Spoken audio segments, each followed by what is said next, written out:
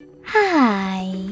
In front of me is Google Pixel Fold, and today I would like to show you how you can change and customize your keyboard's theme.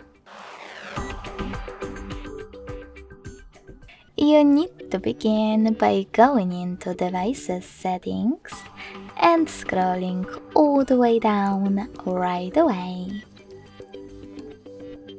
When you're ready, click on System. Then select Languages and Input, On-Screen Keyboard, and Keyboard. Following that, click on Theme section, scroll down and tap on Show More at the bottom right corners. This way you'll see all available themes.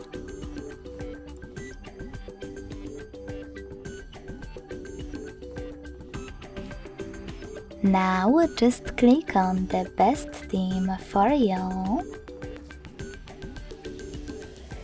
Manage keyboarders thanks to this switcher. And save your new theme by hitting apply. So when I do that, as you can see, theme of my keyboard has changed. If you want to customize it instead, go into exactly the same settings, but this time tap on this plus under My Themes. Now tap on the photo that you wish to apply as your keyboard's background, pinch it to scale, and drag it to move. Select Next. Adjust the brightness by swiping left or right.